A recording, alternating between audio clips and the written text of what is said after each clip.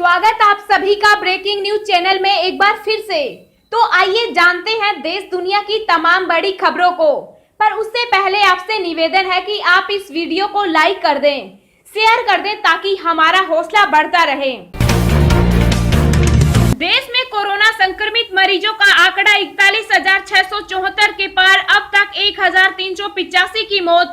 जी आपको बता दें कि देश और दुनिया में कोरोना के केस लगातार बढ़ते ही जा रहे हैं। ताजा आंकड़ों के मुताबिक देश में अब तक 41,674 संक्रमण के मामले सामने आ चुके हैं।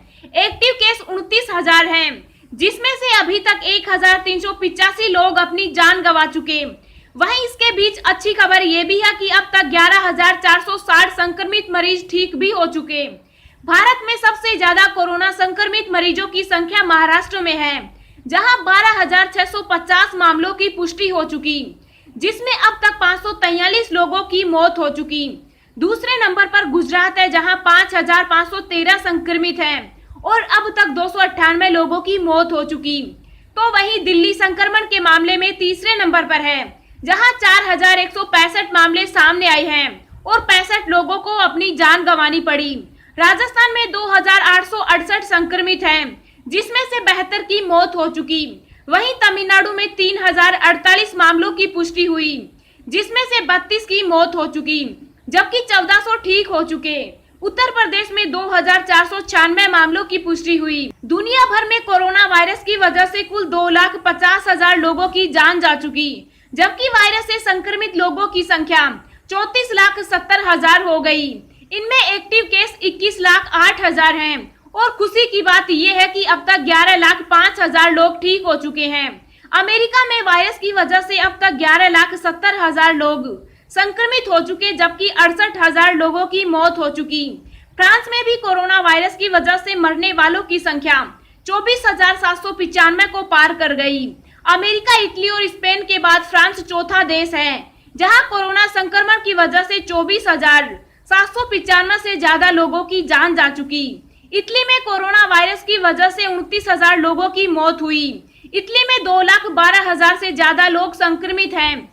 स्पेन में 25,322 लोगों की अब तक जान जा चुकी। बता दें कि स्पेन में कोरोना वायरस से संक्रमित लोगों की संख्या 2,54,000 के पार पहुंच गई, जो अमेरिका के बाद दुनिया में दूसरे नंबर पर आता है। तो दोस्तों, अगली खबर जानने से पहले आपसे एक रिक्वेस्ट है कि आप इस वीडियो को लाइक कर दें, शेयर कर दें, क्योंकि आपका लाइक शेयर करना ही हमारी मेहनत का फल होता है। दिल्ली के सीएम का कोरोना वायरस के सामने सरेंडर, ये क्या बोल गए अरविंद केजरीवाल। जी हां, आपको बता दें कि लगातार मरीजों के मिलने का सिलसिला रुकने और वायरस से मौत का आंकड़ा लगातार बढ़ने से संभवतः दिल्ली के मुख्यमंत्री अरविंद केजरीवाल का मनोबल शायद कमजोर पड़ रहा है। ऐसा लग रहा है कि उन्होंने कोरोना वायरस के आगे सरेंडर कर दिया, क्योंकि अरविंद केजरीवाल ने बयान दिया है कि कोरोना वायरस खत्म नहीं होने वाला, लोगों को इसके साथ ही जीने की आदत डालनी पड़ेगी।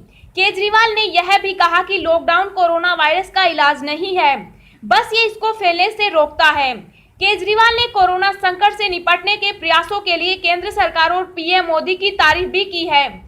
केजरीवाल ने कहा कि एक सच्चाई हमें स्वीकार कर लेनी चाहिए कि लॉकडाउन करने से देश से कोरोना खत्म नहीं होने वाला।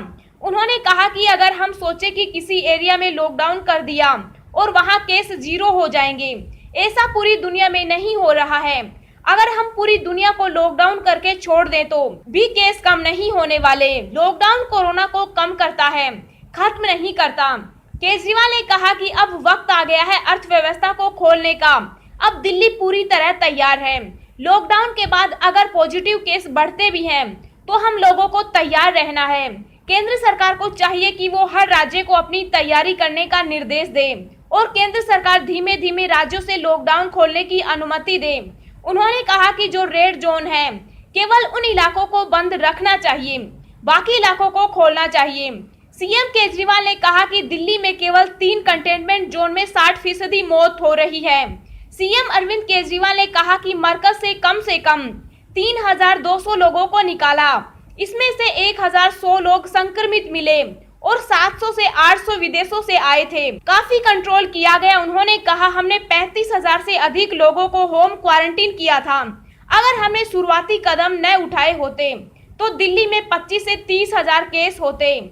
इसलिए मैं कह रहा हूं कि दिल्ली ने मुश्किल लड़ाई लड़ी है। अगर दोस्तों आप चाहते हैं कि कोरोना वायरस भारत में जल्द खत्म हो जाए तो कमेंट बॉक्स में जय हिंद जय भारत लिखना मत भूलिएगा। मजदूरों से किराया लेने पर भड़के अखिलेश, बोले भाजपा अमीरों के साथ और गरीबों के खिलाफ। जी हां, आपको बता दें कि उत्तर प्रदेश के पूर्व मुख्यमंत्री अखिलेश यादव ने लॉकडाउन में फंसे मजदूरों को ट्रेन से वापस लाने के लिए केंद्र सरकार द्वारा रेल किराया लिए जाने की निंदा की है।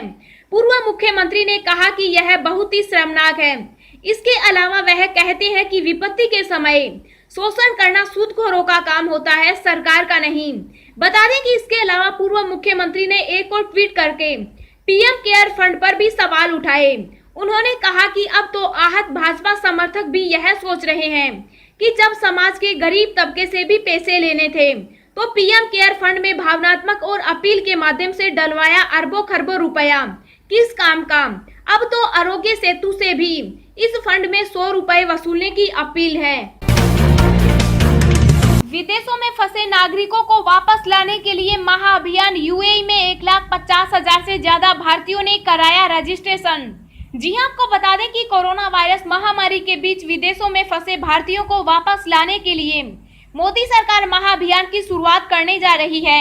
इसके लिए भारतीय दूतावासों ने ई रजिस्ट्रेशन की शुरुआत कर दी है। केवल संयुक्त अरब अमीरात में 1,50,000 से अधिक भारतीयों ने घर वापस आने के लिए अपना नाम रजिस्टर किया है। उन्होंने बताया कि शाम 6 बजे तक हमें 1,50,000 से अधिक रजिस्ट्रेशन प्राप्त हुए। उन्होंने कहा कि इनमें से 1/3 बेरोजगार हो चुके हैं और इसलिए घर वापस आना चाहते हैं। विपुल ने बताया करीब 40% आवेदक श्रमिक हैं और 20% पेशेवर। 25% लोगों ने देश वापसी की वजह से रोजगार छीनना बताया है। करीब 10% आवेदक टूरिस्ट वीजा धारक हैं जो लॉकडाउन शुरू होते ही विमान सेवा पर रोक की वजह से यहां फंस गए हैं। अन्य आवेदकों में मेडिकल इमरजेंसी, गर्भवती महिलाएं, स्टूडेंट्स आदि शामिल हैं। जैश-ए-मोहम्मद की कश्मीर में 11 मई को एक साथ कई आत्मघाती हमले करने की खतरनाक योजना। जी हां, आपको बता दें कि पाकिस्तान आधारित आतंकी समूह जैश-ए-मोहम्मद ने जम्मू कश्मीर में 11 मई को एक साथ कई सारे आत्मघाती आतंकी हमलों की योजना बनाई। इस बात की जानकारी केंद्र शासित प्रदेश के इंटेलिजेंस अलर्ट में बताई गई। अंग्रेजी अखबार के हिंदुस्तान टाइम्स को दिल्ली में आतंक विरोधी अभियान से जुड़े एक प्रमुख अधिकारी ने बताया, यह जानकारी मिली है कि ये आतंकी हमले आत्मघाती हो सकते हैं और जम्मू कश्मीर में सेना और अर्धसैनिक बलों के बेस को निशाना बनाकर किए जा सकते हैं। जम्मू कश्मीर में भारतीय सेना ने सिर्फ अप्रैल में 28 आतंकियों को मार गिराया। इस जबरदस्त सुरक्षा कार्रवाई पर हाल ही में इस्लामाबाद में पाकिस्तानी विदेश मंत्रालय की ओर से तीखी प्रतिक्रिया आई थी, जिसने इसे 29 मासूमों की हत्या करार देते हुए इसका विरोध किया। दोस्तों, हमारी सुरक्षा बलों का हौसला बढ़ाने के लिए इस वीडियो को एक लाइक जरूर करना। जैश-ए-मोहम्मद के संस्थापक मौलाना मसूद अजहर, जिसे किसी गंभीर बीमारी से पीड़ित बताया जा रहा है, कई दिनों से किसी भी तरह की गतिविधि से दूर था। उसका छोटा भाई मुफ्ती अब्दुल रऊफ असगर आतंकी संगठन की सारी गतिविधियों को देख रहा है और कई सारे आतंकी हमलों की योजना में खुद व्यक्तिगत तौर पर शामिल है। भारतीय इंटेलिजेंस एजेंसियों से अब तक मिली जानकारी के मुताबिक शनिवार को मुफ्ती अब्दुल रऊफ असगर की एक मीटिंग पाकिस्तान के आईएसआई के अधिकारियों के साथ पाकिस्तानी राजधानी इस्लामाबाद के बाहरी इलाके रावलपिंडी में होनी थी।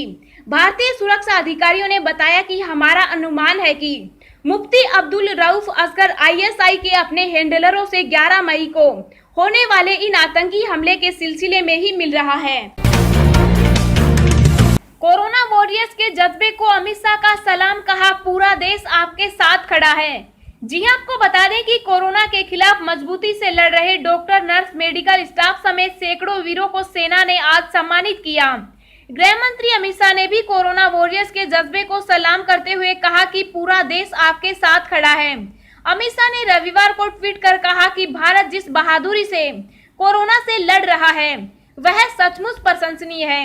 आज तीनों सेनाओं ने कोरोना संक्रमण से लड़ने वाले बहादुर जवानों को राष्ट्रीय पुलिस स्मारक पर पुष्पांजलि अर्पित की है। इस कठिन समय में पूरा देश अपने वीर जवानों व उनके परिवारों के साथ खड़ा है। गृह मंत्री ने एक ट्वीट के बाद ट्वीट कर कहा कि भारतीय सशस्त्र बलों द्वारा देश को कोरोना से मुक्त करने के लिए दिन रात एक करने वाले डॉक्टरों, पुलिस, अर्धसैनिक बलों व अन्य योद्धाओं का विभिन्न तरीकों से सम्मान के दृश्य से दिल को छू लेने वाले हैं। इन योद्धाओं ने जिस बहादुरी से कोरोना से लड़ाई लड़ी है वह निश्चित रूप से वंदनीय है। शाह ने कुछ तस्वीरें जारी करते हुए लिखा कि भारत अपने वीर कोरोना योद्धाओं को सलाम करता है। मैं आपको विश्वास दिलाता हूं कि मोदी सरकार और पूरा देश आपके साथ खड़ा है। देश को कोरोना से मुक्त कर हमें चुनौतियों को अवसर में बदलना है और एक स्वस्थ, समृद्ध व सशक्त भारत बनाकर विश्व में एक उदाहरण प्रस्तुत करना है। शाह ने इससे पहले सेना की पहल का स्वागत करते हुए कहा था कि मुझे पूरा यकीन है कि सशस्त्र बलों के इस फैसले से हमारे डॉक्टरों, स्वास्थ्य कर्मियों, सफाई कर्मियों, सुरक्षा कर्मियों और मीडिया कर्मियों का मनोबल और आत्मविश्वास बढ़ेगा। उन्होंने कहा था कि इस मुश्किल घड़ी में पूरा देश कोरोना वॉरियर्स के जज्बे को सलाम करता है। मैं उनका धन्यवाद करता हूं। कोरोना योद्धाओं को सम्मान, वायुसेना ने अस्पतालों पर बरसाए फूल, नौसेना ने बनाई मानव श्रृंखला। जी हां, आपको बता दें कि देश में कोविड-19 जैसे अदृश्य दुश्मन से अग्रिम पंक्ति में खड़े होकर लड़ने वाले योद्धाओं को आज देश की सशस्त्र बल अनोखे तरीके से सम्मान दे रही है। भारतीय वायुसेना ने सुखोई जैसे लड़ाकू विमान के जरिए देश के अलग अलग हिस्सों में स्थित कोरोना वायरस अस्पतालों के ऊपर फूल बरसाने शुरू कर दिए। भारतीय सेना इन अस्पतालों के पास अपनी धुन से कोरोना योद्धाओं का हौसला बढ़ा रही है। वहीं नौसेना अपने जहाजों को रोशन करके कोरोना के खिलाफ लड़ाई में जीत दर्ज करने का संदेश देगी। वायुसेना के हेलीकॉप्टर ने असम के Guwahati medical college and hospital के ऊपर स्वास्थ्य कर्मियों के कोविड-19 के खिलाफ लड़ाई में योगदान के प्रति सम्मान व्यक्त करते हुए फूल बरसाए। भारतीय नौसेना के 1500 कर्मियों ने गोवा में INS हंसा पर कोरोना योद्धाओं की अटूट प्रतिबद्धता को लेकर धन्यवाद देते हुए मानव श्रृंखला बनाई। कमलनाथ ने कहा, MP में राशन नहीं, शराब की दुकानें चल रही। जी हां, आपको बता दें कि मध्य प्रदेश के पूर्व मुख्यमंत्री कमलनाथ ने कहा कि इस समय प्रदेश में राशन की दुकान नहीं चल पा रही, लेकिन शराब की दुकानें चल रही है। यह बात उन्होंने भोपाल में आयोजित प्रेस वार्ता में कही। उन्होंने कहा कि जनता दोबारा हम पर भरोसा करेगी और हमारी सरकार बनवाएगी। उन्होंने कहा कि मध्य प्रदेश में विधानसभा के 24 सीटों पर चुनाव होना है। चुनाव में कांग्रेस को 20 से 22 सीटें मिलेगी। चुनाव में यह साफ हो जाएगा कि प्रदेश की जनता क्या चाहती है। कांग्रेस के वरिष्ठ नेता दिग्विजय सिंह के संबंधों को लेकर पूछे गए सवाल पर कमलनाथ ने कहा कि उनसे मेरे संबंध पहले जैसे ही हैं। उपचुनाव में हम सब मिलकर विजय हासिल करेंगे। अब हम आपको अगले 24 घंटों के संभावित मौसम पूर्वानुमान के बारे में बता रहे हैं। अगले 24 घंटों के दौरान जम्मू कश्मीर, लद्दाख, हिमाचल प्रदेश और उत्तराखंड में गरज चमक के साथ कई स्थानों पर हल्की से मध्यम बारिश होने के आसार हैं। कुछ स्थानों पर भारी बौछारें गिर सकती है, कहीं कहीं बर्फबारी भी हो सकती है। पंजाब, हरियाणा, दिल्ली और उत्तर प्रदेश, राजस्थान में कुछ स्थानों पर तेज हवाओं और बादलों की गर्जना के साथ बारिश संभव है। एक दो स्थानों पर ओलावृष्टि होने और तेज हवाएं चलने की आशंका है। पूर्वोत्तर भारत, पश्चिम बंगाल और सिक्किम में तेज प्री मानसून वर्षा जारी रहेगी। केरल, आंतरिक तमिलनाडु, तटीय कर्नाटक में हल्की से मध्यम बारिश और तटीय आंध्र प्रदेश में एक दो स्थानों पर हल्की वर्षा हो सकती है। मध्य महाराष्ट्र, आंतरिक कर्नाटक, बिहार, झारखंड और ओडिशा में एक दो स्थानों पर हल्की बारिश हो सकती है।